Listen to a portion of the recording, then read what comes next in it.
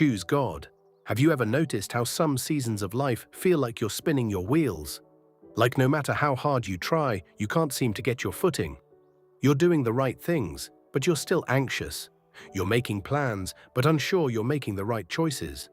You're surrounded by people, but still feel tired. And then maybe you've heard the phrase before, make God your priority.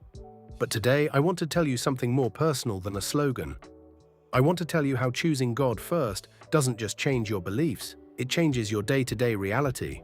Because God doesn't only want your Sundays, God wants your mornings, God wants your decisions, God wants your habits, God wants your relationships, God wants your mind.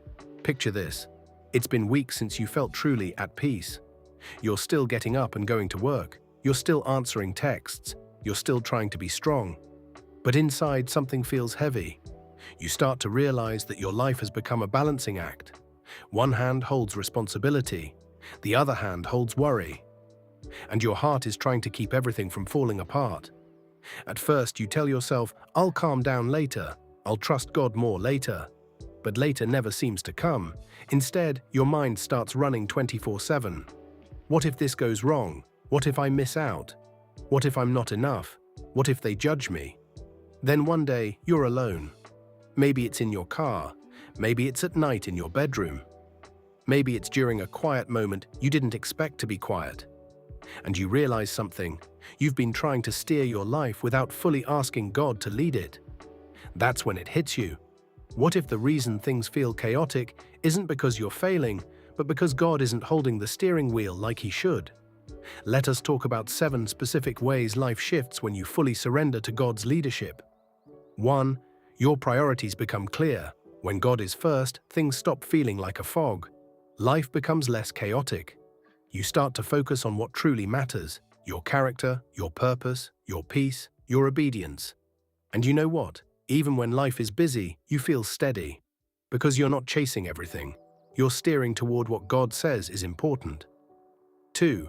Anxiety loses its power. Surrender doesn't automatically remove problems, but it changes how you carry them. Before, you held everything on your shoulders like, if I don't manage it, it will fall apart. But then you shift. You give God what you can't control: the timing, the outcome, the people. And slowly, anxiety gets weaker because you're trusting God in reality. You start to breathe again. You start to sleep again. You start to respond instead of panic. 3. Your decisions become wiser. You stop reacting based on emotion alone. You begin to ask, is this decision aligned with God's direction? Will this help me long term, or is it just satisfying a moment? You start prioritizing impact over instant gratification. Sometimes the right choice won't feel exciting at first. Sometimes obedience will feel like a delay. But you learn to trust that God's timing isn't confusion, it's purpose. And this is where things get powerful. Your life starts reflecting the God you're following. 4. Your relationships shift. When you surrender to God, you become more patient and more discerning. You stop forcing things that God never asked you to force. You stop accepting connections that consistently drain you. You begin noticing what brings you peace and what steals your purpose. God starts refining your circle, not necessarily by pushing everyone away instantly, but by helping you see clearly. Are they encouraging me toward God or pulling me away from who I'm becoming? You'll be surprised how much relief comes when you stop clinging to what isn't healthy just because it's familiar. 5. Your identity becomes stronger. When God is first, you stop basing your worth on performance. You stop measuring your value by productivity. You stop needing everyone's approval to feel secure. Because you begin to remember, God sees you. Your life isn't a competition. Your life is a calling. When people misunderstand you, when you don't get chosen, when your plans don't go the way you expected, you don't collapse. You stand. You know your identity isn't tied to your resume or your reputation, it's anchored in God. That kind of confidence doesn't come from being loud, it comes from being rooted. 6. Discipline grows. Discipline sounds harsh when people talk about it like rules. But when you surrender to God, discipline becomes love in action.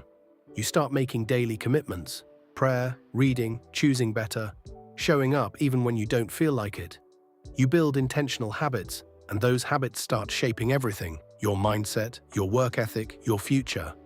Discipline becomes your quiet way of saying, I trust God enough to follow through. 7. Your perspective transforms. Challenges stop looking like pointless failures. You stop viewing every setback as the end of the story. You start to see that God can use every part of your journey, the waiting, the misunderstanding, the detours, the lessons you didn't ask for but needed.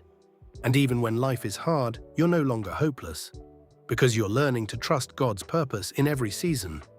Now, I want to ask you directly, what area of your life have you been trying to control instead of letting God lead? Drop it in the comments. I want to pray for the people who need breakthrough, not just encouragement.